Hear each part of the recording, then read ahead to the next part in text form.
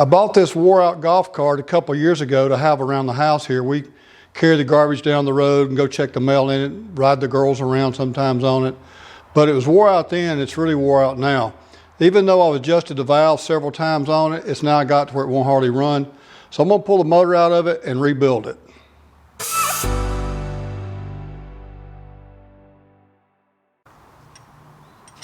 I'm gonna start off with removing the battery.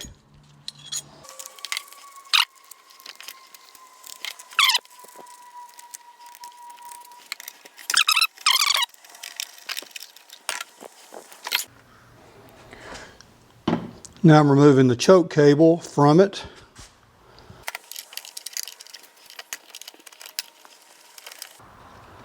It's got a nut on the back side that you don't want to lose. Now the whole thing come out like that.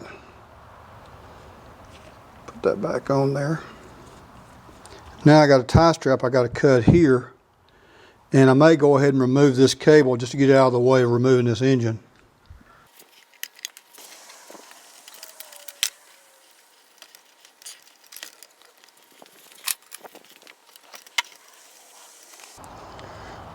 It's the throttle cable.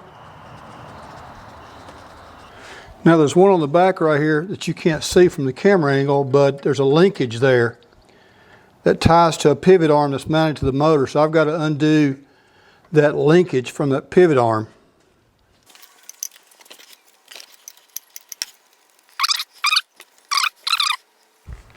Next, I'm going to remove this air filter box. There's a hose that goes down to the crankcase for ventilation. These two bolts are 10 millimeters.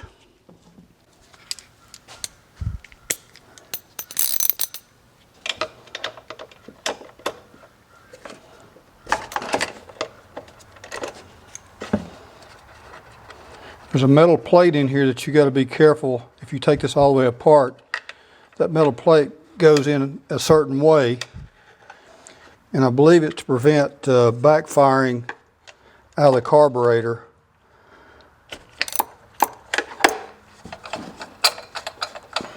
I'll put these nuts back on here in a bit. There's the plate I'm talking about. Goes like this.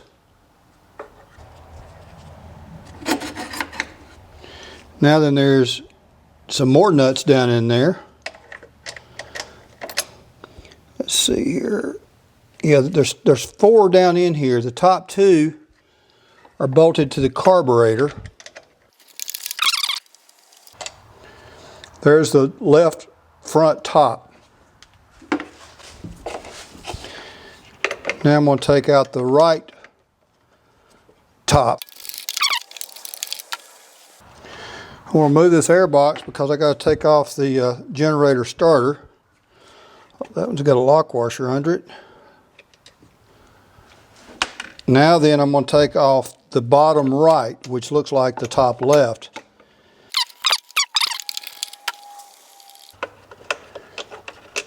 Again, this is the bottom right. Now I got one more, bottom left. It's just a regular nut. Nut and lock washer. Now on this side, hope you can see it, on this side over here, there's 2 bolts that go in that way. So there's 2 of them there. I'm going to start by taking the bottom one out first. This is the bottom bolt. There's a washer and a lock washer on here as well. Same thing on the top one. Larger washer, a lock washer, and then the bolt. So I need to undo the fuel line. I'm going to undo it under here. I don't think you can see it, but there's a clamp, a small cable clamp. Now, there's 2 hoses here that go to the motor. So the bottom one is going, I think, to the crankcase. That's what operates this pump.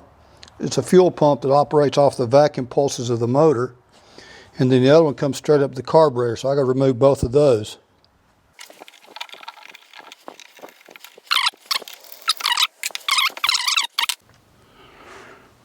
Okay, next I'm going to remove the starter slash generator. So first thing I do is loosen it up enough to get this belt off of here, and there's an adjustment bolt down here at seams, and then there's also a larger pivot bolt up underneath the thing here that you probably can't see. I don't know if that goes all the way through the back, but I'm going to put a socket on it and see if I can loosen it up. Okay, so it's a 3/4.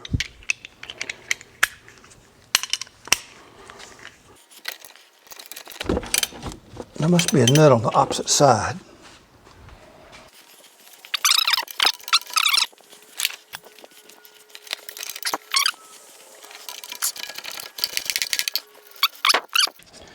And let's see what else we got here. A flat washer and a lock washer. Now I got to loosen up the tensioner on it. It's 9/16.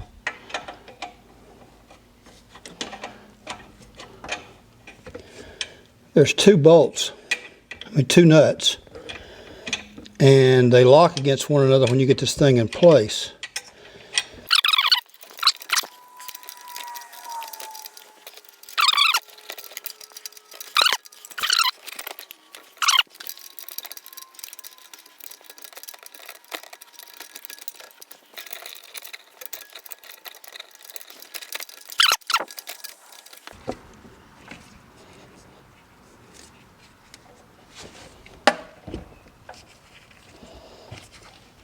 Trying to roll the belt off of it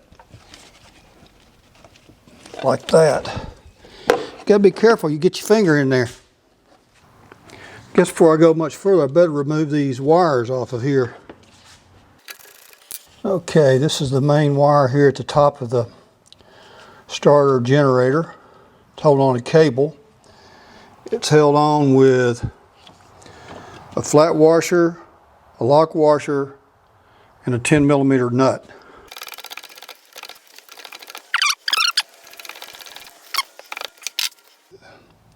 On this one we have the flat washer, the lock washer, and the 10mm nut. And it's got a 10mm. It's the ground cable.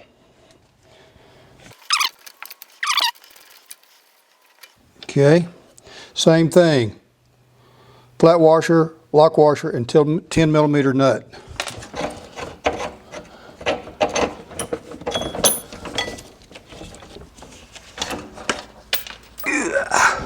Oh, there's another wire on it.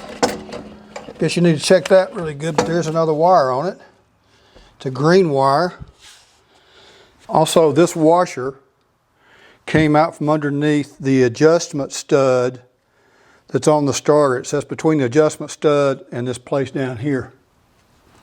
And it is a 5/16 that's holding the green wire onto the bottom stud there.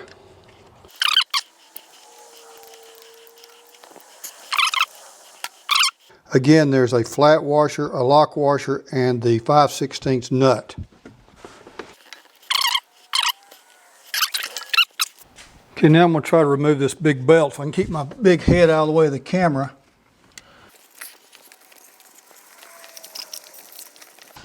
I just rolled it off of the back.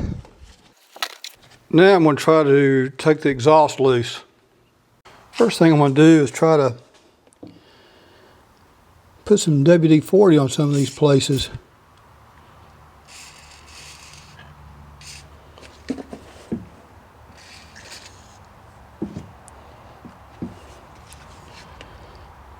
Let's see, I think I'm leaving the manifold. I'm going to leave the manifold on and remove the muffler basically. I see the muffler's bolted down below, so I'm going to go down and take that loose first.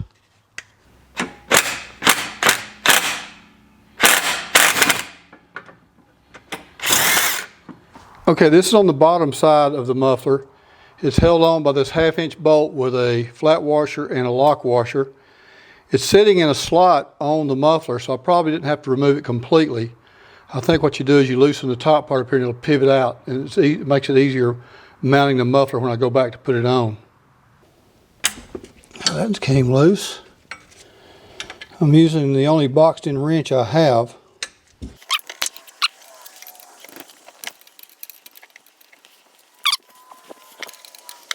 Well, I didn't really show it too much on video, but I just mashed the dog out of my finger over there against that bracket. I'm going the wrong way. Generally, when I do a job like this,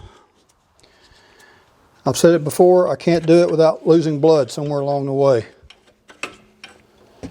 And that's what it seems like I got going on right now.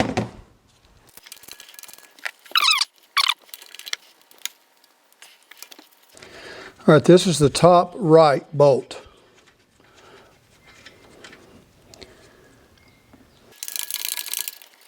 This is the bottom right bolt.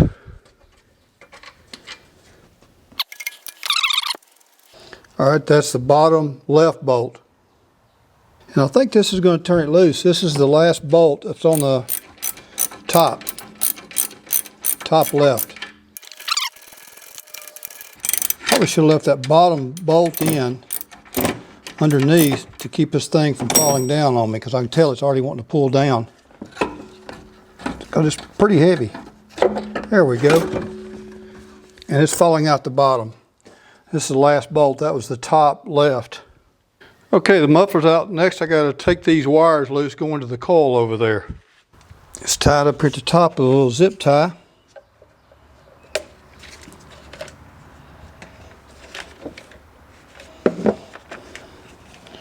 Well, then there's a little quick connection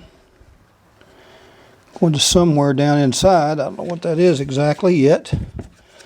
This is an extra wire. It's not tied to anything. In my case, it's a white wire with a push connect fitting on it. Not sure what that is. The coil is tied together, or tied to it, with the red wire at the front and the white wire at the back. And I just unplug. So with that, I believe I'm ready to go to the bottom side and remove the stuff from down there, and this thing should lift out. I don't have any idea how heavy this will be, if I can pick it up, move it out of there myself or what, but we're fixing to find out. All right, next thing we have to do is remove this skid plate, and it's held on by 4 5/8 of an inch bolts.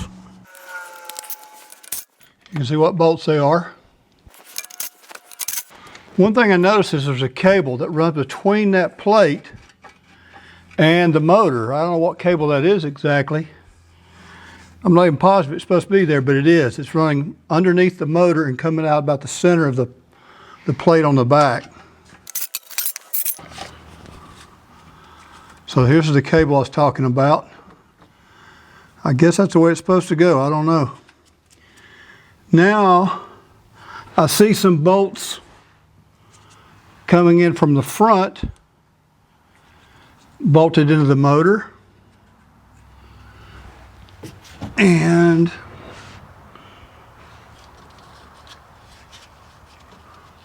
I don't see anything on the back from here, but I'll go back up top and look. All right, I'm at the rear of the motor on the right-hand side if you're sitting in the cart, and there's the bolt up there. You can see the head of it that has to be removed. Again, that's on the right-hand side, rear of the motor. I can remove that from the bottom side here, I believe, but I can also remove it from the top. So I'm gonna look at that. There's also one on the rear that I think for sure I got to remove from the top. I'll show you that in a second. And on the front side of the motor,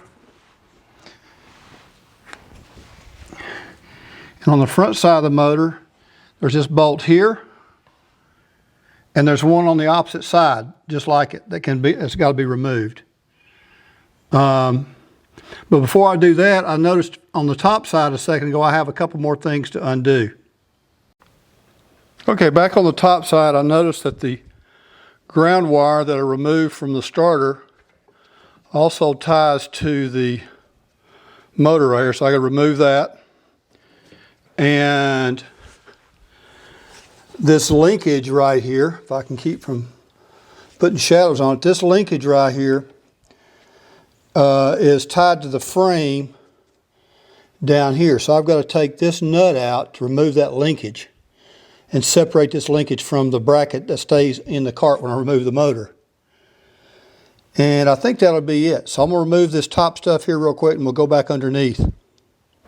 Okay, then I'm going to remove that bolt over there that you can see. I hope you can. It's right below these two nuts that you can see very well. That's an engine mount bolt, and the second one is right over here. Now, some of these are going to be easier to access from the bottom. Maybe actually both of those will be easier to access from the bottom. But there's one on the rear that I spoke about, and I don't know if you can see it, right down there. You can see the head of it, kind of shadowed down in the hole right there. I'm definitely going to have to remove that one from the top. So let me remove this other stuff and we'll go back to those engine mount bolts. First I'm going to remove this ground cable. Looks like that's a 10 millimeter. Alright, that ground cable is held on with a bolt like this. You can see it in the end of the cable. I'm going to go ahead and stick it back in the motor for the time being so I don't lose it. Now we're going to remove this bracket, or we're going to remove the linkage from the bracket, I should say. I'm holding the middle nut there so the thing don't turn. That's a 9/16. Let me see if I can get that with a socket.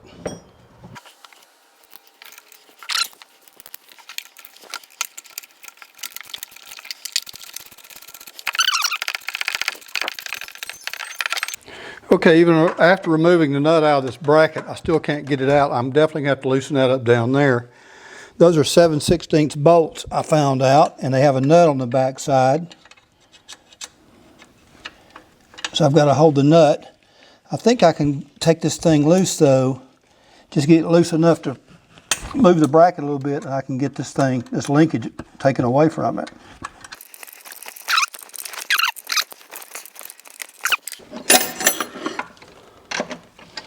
Yep, that got that away from the bracket anyway. So now then our motor should come on out once I remove these bolts on the front and the ones on the back. So let's try to get the back ones first. I'm not going to do that on camera necessarily because I showed them to you a minute ago. I'm going to put something to hold the motor up. I don't know if I'm going to put a jack under it or a strap around it, but I'm going to do something. Okay, I have this left, bottom, rear engine bolt out. It's a 5/8 bolt with a washer, a lock washer, and then the bolt itself. It's down in a pocket back behind there, and to me it was a pain to get out. There's probably some trick to it that I don't know, but anyway, I got it out just using an open-end wrench and walking it around slowly.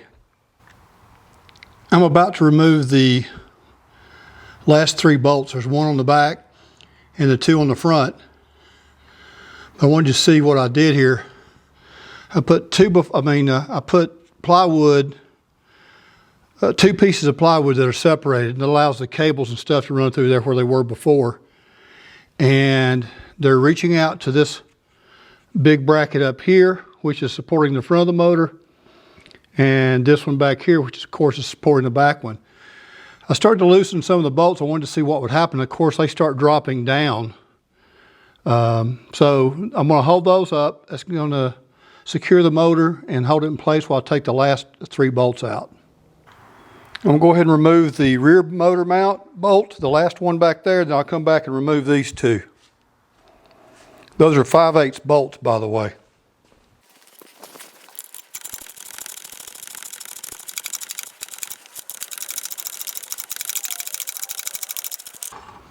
All right, there's the last rear bolt. Those are exactly the same bolts as the skid plate bolts, by the way. Now let's try to get these front ones. I've already cracked them loose.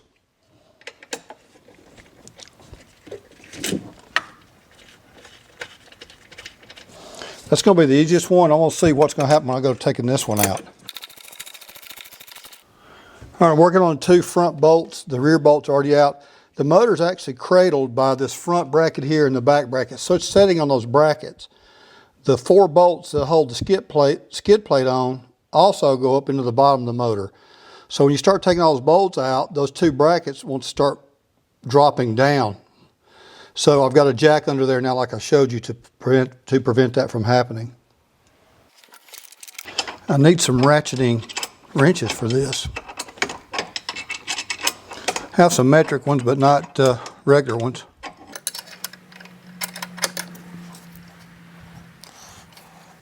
I'm cheating. I got it loose. This is a 17 millimeter, but I've got that's got a ratcheting in on it. So I think that's gonna make it a little easier to get this thing the rest of the way out.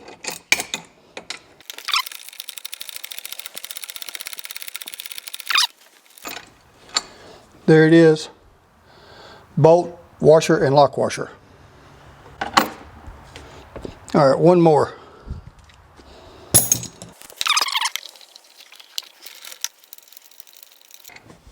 And there's the last one.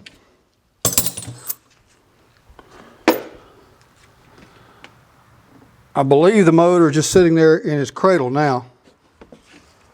Yep. I don't know if I can lift this thing out or not, but we're going to try. Here we go. Let me see how heavy this thing is. It's not bad at all.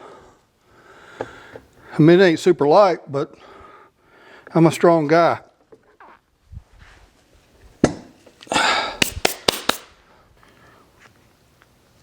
Okay, there it is. I have to get the thing up on my regular workbench now and start taking it apart.